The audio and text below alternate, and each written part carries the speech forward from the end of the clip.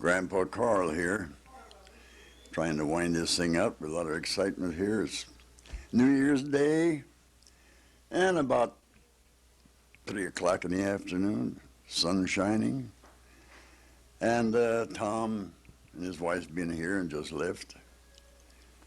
Had a very enjoyable time, and I think you'll find Tom spoke here and knows what went on and what we did, so I don't have too much to say, although it's been a very happy, successful time of the year and weather-wise and otherwise. And we were going out after a while over to Helen's there, and Glenn is here from Fresno and taking all these nice pictures and movies, and the grandchildren and our daughter-in-law want to see this, so tonight at 7 o'clock we're going to be there and show this picture. And Glenn, I guess, has to head back for his job in Fresno tomorrow. Betty, my daughter, is down from Paso Robles, and I think she can stay till Sunday or Monday maybe. So we finally all got together, which is like pulling teeth, you know, one here, one the other. It's quite a deal to get organized, and makes a perfect holiday. And that's about what it's all about, and health-wise. And Wayne, talked to Wayne this morning, Bemidji, Minnesota, and he's something else. We had a lot of fun. He said he was heading for Alaska tomorrow morning to see some friends. I asked him how much it cost. He said $525 round trip, so I guess they're not broke. And he said that weather was nice. I said, you have snow now? He says, no, we have no snow, and it's 20 above zero. Minneapolis had it, but up in the Bemidji country, they still don't have any snow. And I phoned this morning. Everybody's sleeping around there. They got up late, and I got the phone. I happened to get them. And we made a tape here, Glenn did here a year and a half ago, which I was up there a year and a half ago with Steve, my grandson there, moved to Minneapolis, and I rode with him, and we took this tape along, which we'd made. And I guess they've been showing it, and they're so excited about it that he says they wanted more tape, even if they had to pay for it. So it's quite exciting, and he says they've been showing it around the country, and and they wanted more of it. So Glenn is here, and I'm going to come up with a little bit more, and and he says tomorrow I'm going to Alaska to be shown in Anchorage, so we might be on this spot yet. In other words, we'll say we'll make her yet. And that's about all. I think Tom has been talking. I told you all the news there. And Betty is here. I'd like to have her say a word, if she will. Most of these women tell you what to say, and then they don't say nothing themselves. I'm the same as all the rest. No, thank you. Yeah. And Mommy, she's out there and cleaning dishes and doing her housework. And I don't know too much about this. I mean, I got a kind of a gift of gab, I guess. Able to, without coaching, come along in a plain way.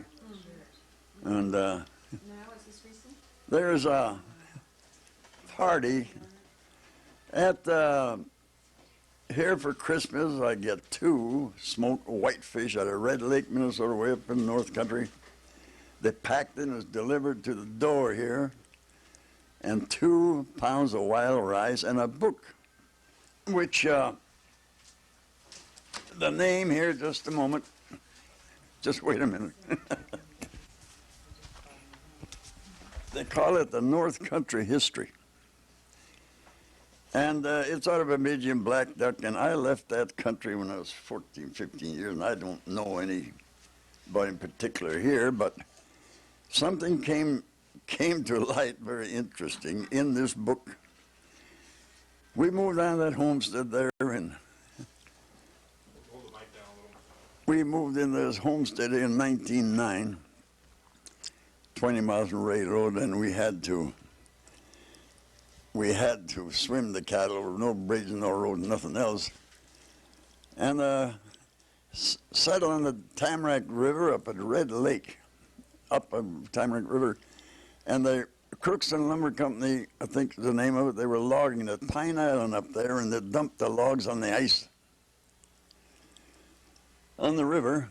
And then they had a boom across the mouth of the lake, river, and they had a big tugboat, and they hauled 1 million feet of logs to Redby, which is that lake must be 60 miles long, to a place near Redby, and then the ship by railroad to Bemidji. In the spring comes along, the logs jammed at the outlet of the river like a dam and flooded that whole country. There were some Finlanders living on the meadows up above us, only 4 or 5 people living on the whole river. Our place was on a high bank. And our place looked like Noah's Ark, and everything else was flooded, and the water went through their houses. And it was a mess. So they got together and decided to sue this lumber company, the logging company in Bemidji, and it took 2 days for a man to get from there up to Washkis, the place is, to look at the damages. And there was 3 lawyers in town, 2 white and 1 was black, and I mean he was black, a shiny black with flat feet and thick, heavy across. And we kids, I don't think we've ever seen a colored man, and I was 10 and my other brother was 5, and then my sister was a baby.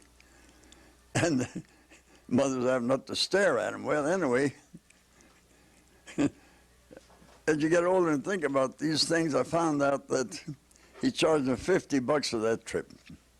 You had to go to Keller end of the railroad and then ride by the mailman. We got mail once a week or twice, 25 miles around the lake to get there. And they had, well, anyway, we lived in a 2-room log cabin. My dad didn't homestead. He bought what you call a relinquishment. I mean, everybody in that country were trappers, timbermen, and when the homesteaders come in, where they left the cabins and all you had to do is file on it to call it delinquishment, $50. So Dad winds up at this 2-room log cabin with 160 acres for $50. I couldn't imagine why they moved out in the sticks out there, but with the meadows and the water around that river and a couple of cows to milk, and we shot rabbits and deer and moose and whatnot, no game wardens, and we lived like Indians there, didn't know any different. So anyway, this colored guy is up there and stayed at our place overnight. I don't know where he slept because there was 3, mother and dad in this 1 bedroom, and then we had a couple of bunks. The kids slept in that in 1 room. I don't know where he slept. That's kind of, and of course everybody's dead. I have no one to ask what happened there. But anyway, in the morning, Mother served oatmeal, and we always used to eat cereal with a teaspoon, always. And we're sitting at the table. I tell people this, and maybe believe it, maybe not, but then we're sitting at the table, and he was so black, shiny black. And Mother thought he was cute, I said later. And we ate this oatmeal, and he says, "Big spoon, please." And I've been eating with oatmeal and cereal with big spoon ever since. And that was one of the things. Now, I get a book here, North Country History, like I said. I don't know too many, but in here, I'm going to find a page here because I want this man to see this, just till I find this here now. I'm going to, exactly what it says. Page 12. Okay, we'll find page 12 here. 16.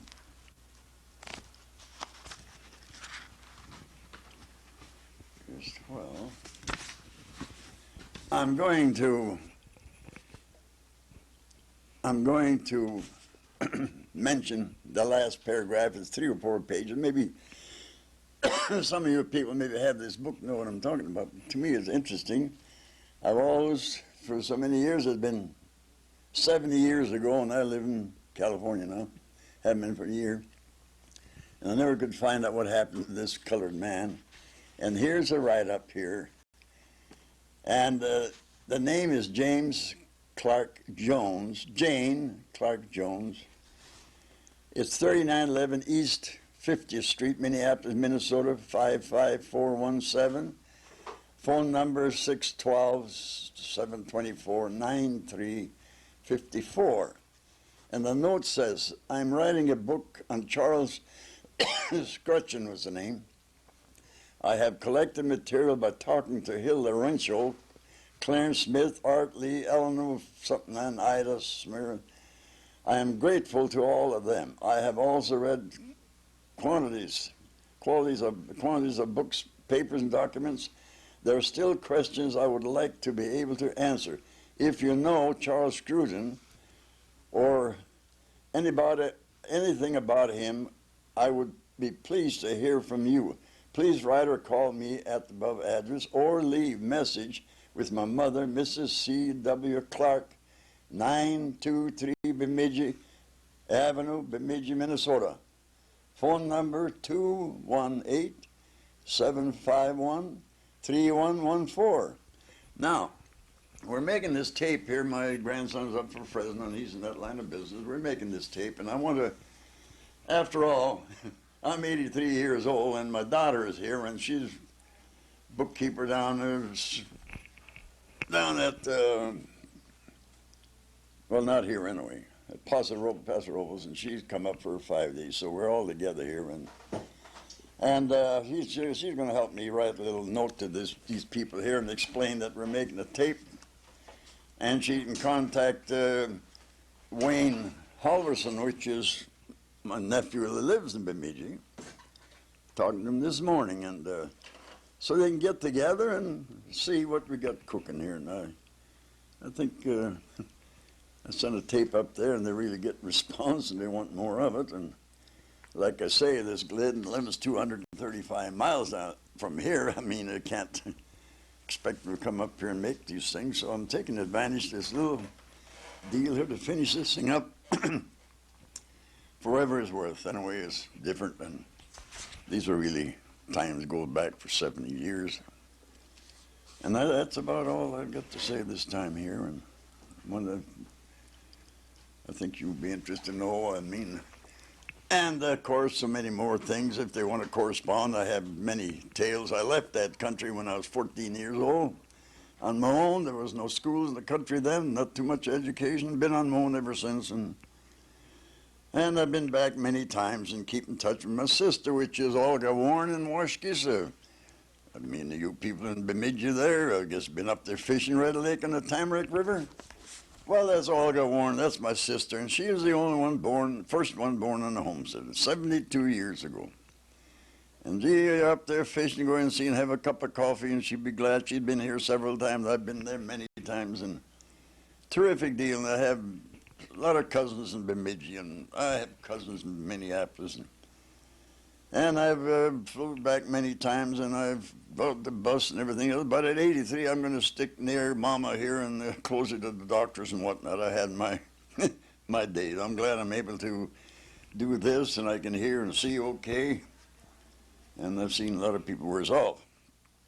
So that's much for this time. Glenn comes up again, we'll have another set to it. He only gets up maybe twice a year, so I'll most likely hear a little bit about this, and there's other stories if you're interested in. And that's all I have to do outside of firing the fireplace here and living good. Yeah. So, good luck.